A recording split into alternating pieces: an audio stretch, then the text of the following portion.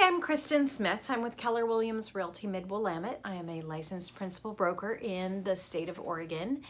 And 2017 was a great year for real estate. I ran some numbers recently for the Albany and Linn County, Benton County areas, and thought you might be interested in checking these out. I'm going to put the spreadsheet in a blog, or this blog, depends on how you're seeing this broadcast. And I thought I would just go over a little bit of the numbers with you. So I do, sorry about that, bumped the tripod. I do a lot of business in the Albany area, which is in Linn County. Also Lebanon, Brownsville, Sweet Home, Jefferson, Corvallis. I do a little in South and Southeast Salem. And then there's also Willamette that's local. And I thought, well, why don't I look up and see what kind of, how did the sales compare last year versus 2016? And I was actually really surprised. I mean, theirs was a significant difference. So in Linn County, Albany is broken up into two different counties. We've got Linn County, which is on one side of the Willamette River, and then we have Benton County that's on the other side. And if you're local, you know this, but if you're not local, welcome to the fact of the day. So in 2017, in Linn County, Oregon, we had 887 units sell. In 2016, we had 870. So that's 17 units more, which, you know, that's not that huge of a change as far as how many things sold.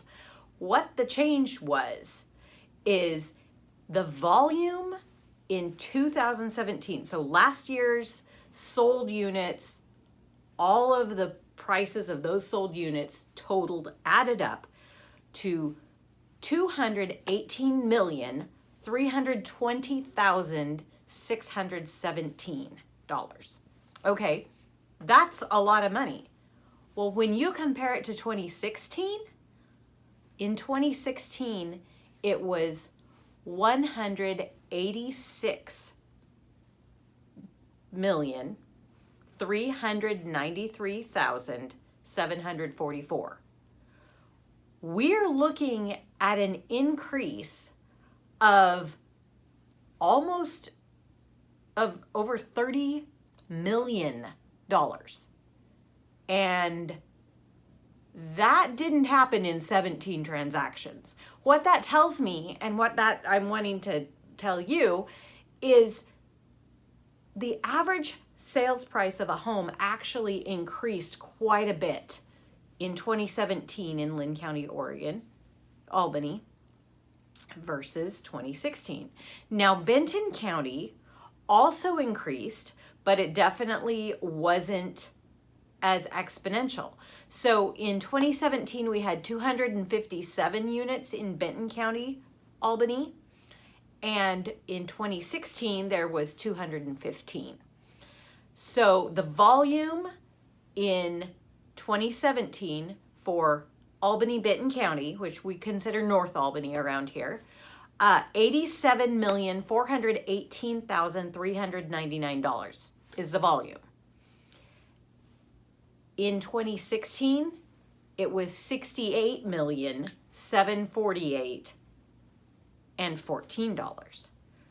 So, or excuse me, $68,784,014. I don't know if I've got a bit of dyslexia or what, but some of those numbers went sideways. So we had 47 more, not 47 more transactions, like about 40 more transactions closed in Benton County in 2017 than 2016. And the volume went up almost $20 million.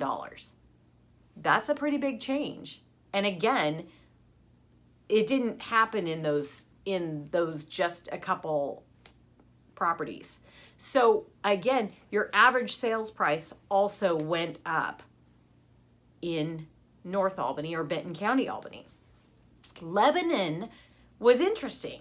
Lebanon units sold actually went down 5. So last year, 2017, 540 houses sold in Lebanon versus 2016 when 545 houses sold. The volume, though, was pretty amazing because this year, 2017 volume was 122,826,881. In 2016, it was like 107.3 million. So we're looking again at like a $15 million increase, and less houses were sold. That's a really big difference. That shows you that that the prices in Lebanon have definitely increased. And when you look at this graph at the blog or in the email or letter or what have you, however you end up seeing the graph, you can do the math.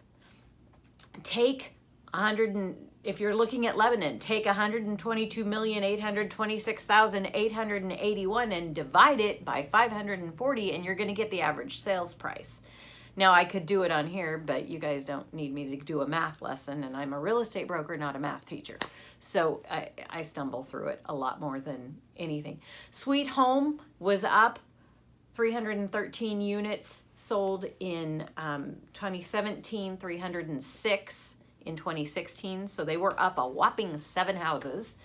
Again, though, their volume was $62,684,004 for those 313 houses, up from 2016 volume that was closed, which was $50,310,973.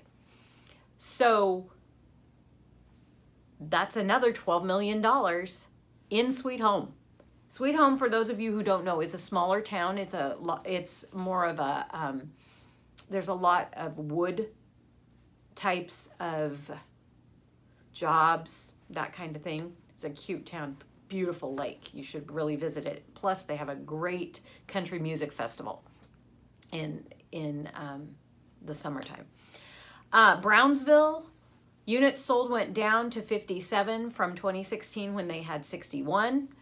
But again, volume went up. It went up almost exactly $1 million.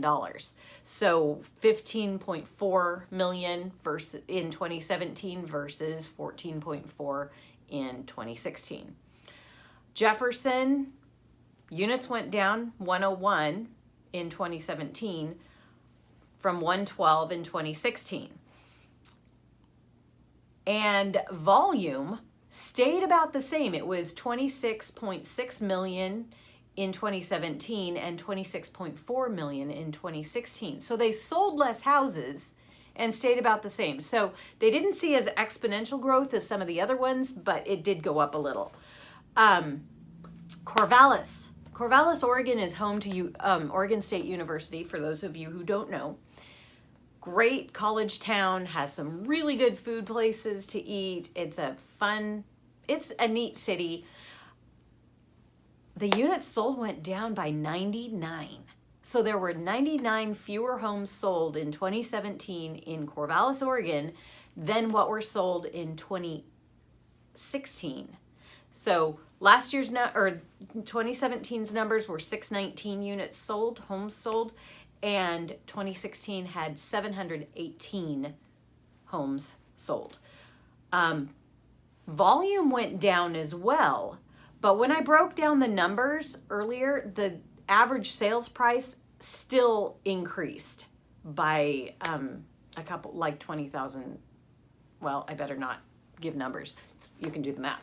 So volume for 2017 in Corvallis, Oregon was $223,075,758.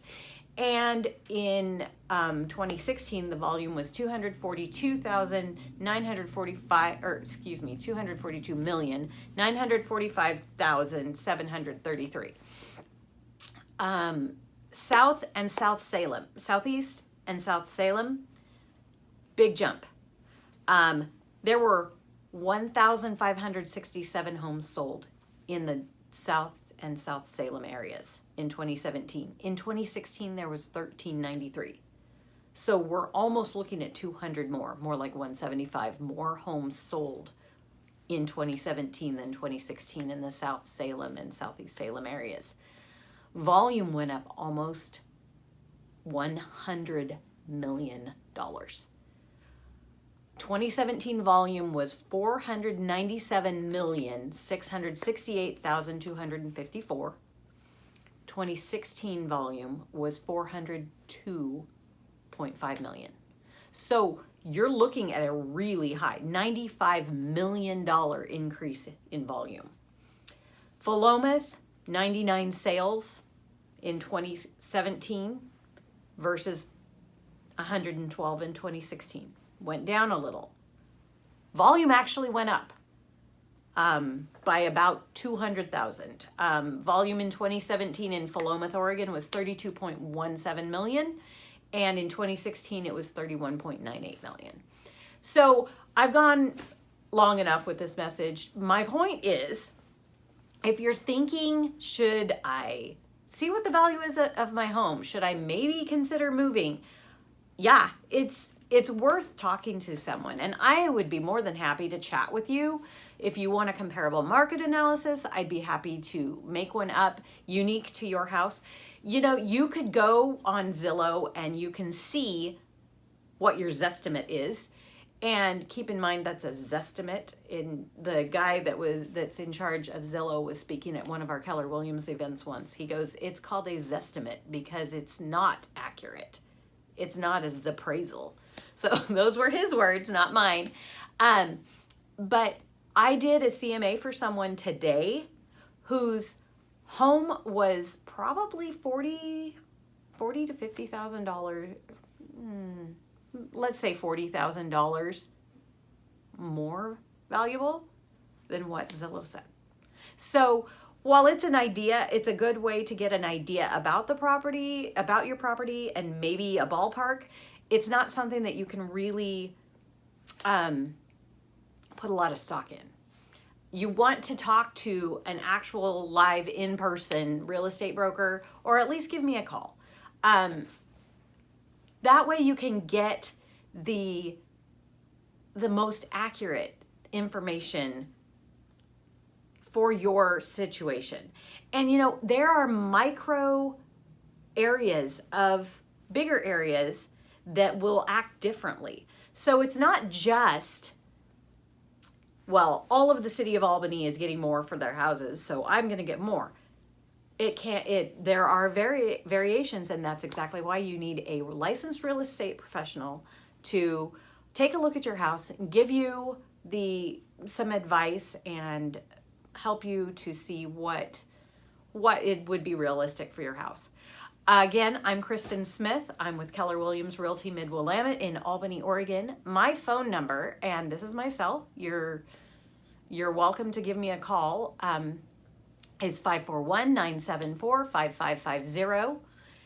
I would love to be able to help you out when it comes to buying or selling a home in the area, and answering questions is always something. I work with a lot of buyers and sellers that are out of state, and do a lot of helping them concierge type services, whether it's arranging for carpet measuring to come in or repairs to be done or that kind of thing. So it is a big job selling your house or buying a house. And some of the buyers that have been from out of the area, I will go to houses and we'll do a FaceTime and I'll show them the house that way. Or if you don't have an iPhone or you can't do the FaceTime, I'll take a video and email it to you.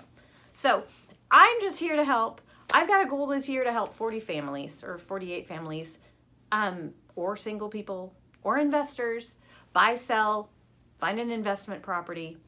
And I'd love for you to be one of them. So anyway, feel free to give me a call. My email address is kdsmith@kw.com, and my website is www.callkdsmith.com. Thanks. Have a great day, and I'll see you soon. Bye.